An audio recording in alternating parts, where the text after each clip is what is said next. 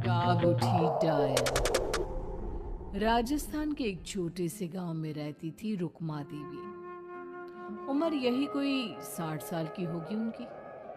गांव के लोग कहते थे कि वो औरत नहीं बल्कि डायन थी, क्योंकि शादी होते ही रुक्मा के पति की मौत हो गई और फिर धीरे धीरे उसके परिवार के सब लोग एक एक करके खत्म हो गए और साथ ही गांव में पड़ा अकाल।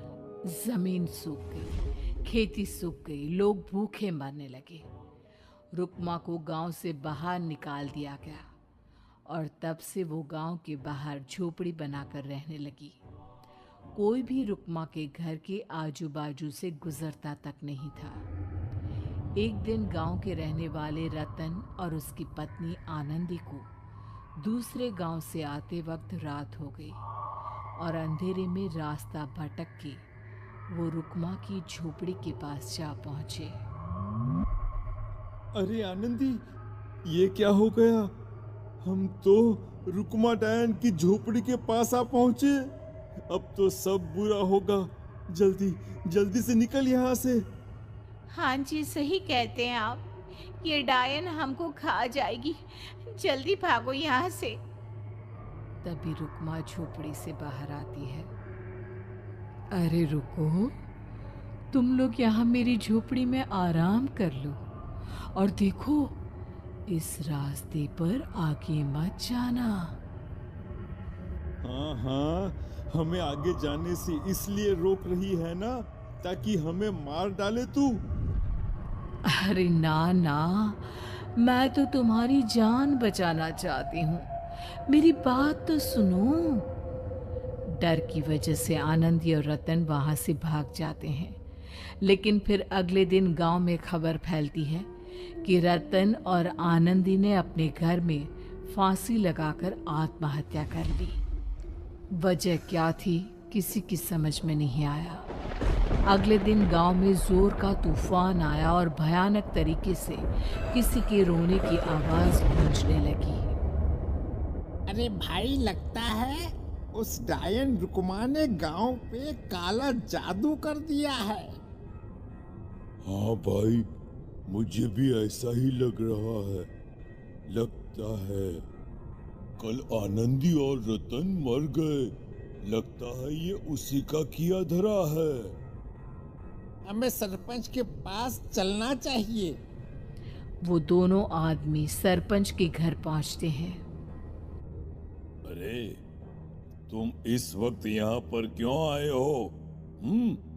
जानते नहीं बाहर क्या हो रहा है? कितनी डरावनी आवाज गांव में गूंज रही है। बस मालिक, किसी तरह आ गए। पूरे गांव वालों की जिंदगी का सवाल है। अरे मालिक, ऐसे तो सब एक एक करके मर जाएंगे। तो क्या चाहते हो? क्या किया जाए? मालिक, हमें रुक्मा को मारना होगा। अरे, जब तक वो डायन गांव में जिंदा रहेगी तब तक गांव में ये सब होता ही रहेगा। शायद ठीक कह रहे हो तुम लोग, मगर ये काम करेगा कौन? मालिक, अगर आप कहे तो हम दोनों मिलके इस काम को अंजाम दे दे। बस आपको हमें यकीन दिलाना होगा कि हम पकड़े नहीं जाएंगे।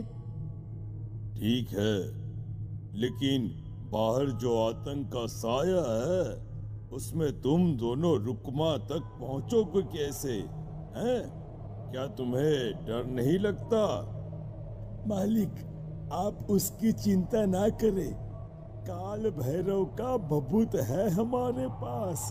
रुक्मा तक पहुंचकर आसानी से मौत के घाट उतार देंगे उसको। हाँ,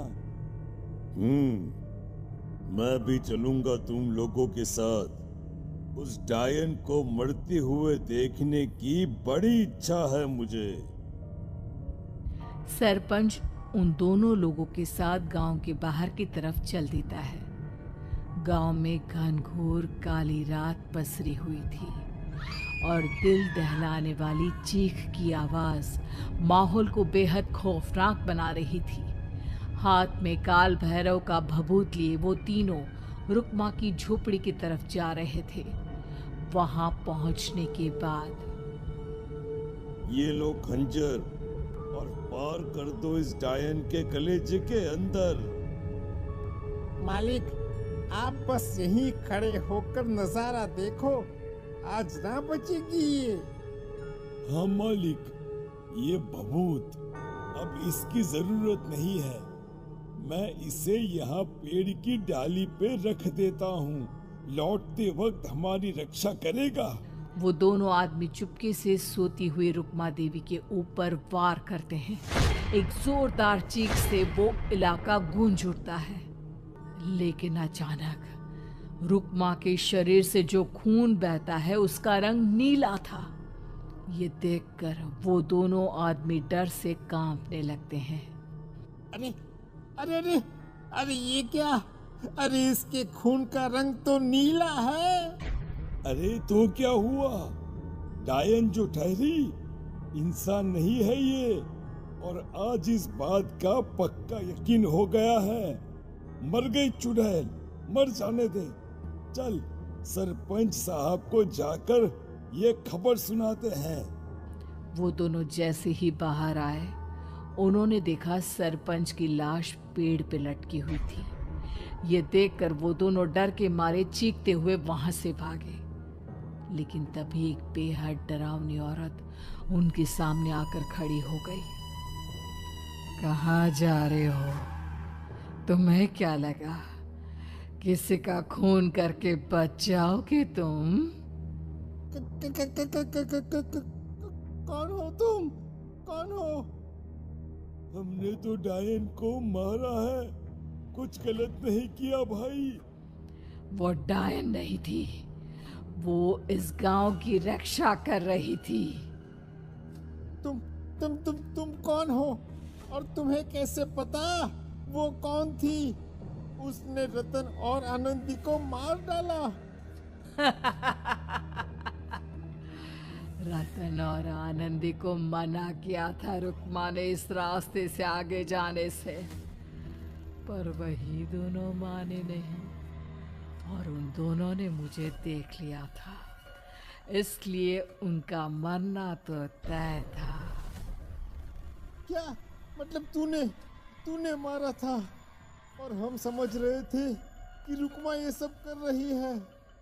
अरे वो तो मेरे कब्जे में थी, रोज अपने खून का चढ़ावा देकर इस गांव को बचा रही थी, तभी तो उसका खून नीला पड़ गया था। लेकिन तुमने तो उसे मारकर मेरा काम आसान कर दिया।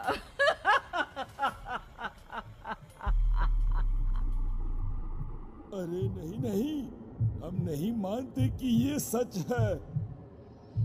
नहीं मानते तो बताओ सरपंच कैसे मरा फिर? क्योंकि उस वक्त तो तुम लोग रुक्मा को मार रहे थे ना। जवाब दो। हाँ, बात तो सही है।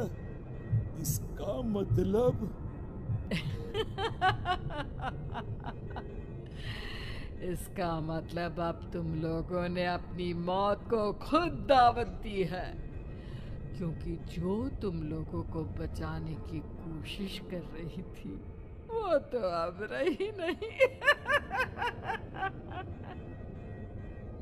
अरे लेकिन कौन है वो जो हम लोगों को मारना चाहता है? आत्मा, रुक्मा के घर वालों की आत्मा। वो लोग कोई आम आदमी नहीं, खूनी भेड़िए थे, और रुक्मा ने उनका ये राज जान लिया था। रुक्मा के अंदर शक्तियां थी जिसके चलते उसने उन सबको खत्म कर दिया। क्या? अरे लेकिन पूरा गांव तो समझ रहा था कि रुक्मा अपने घर वालों को खा गई। खा रुक्मा नहीं, मैं गई। क्योंकि असली डायन मैं हूँ और अब कोई नहीं बचेगा इस गांव में, कोई नहीं। भागो तुम दोनों। वो दोनों आदमी पागलों की तरह भागते हुए गांव पहुंचते हैं।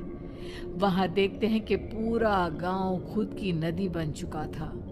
हर तरफ लाशें ही लाशें पड़ी थी और रुक्मा के मरे हुए घर वाले उन लाशों को खा रहे थे। कुछ देर के बाद उन दोनों का भी वही हाल हुआ।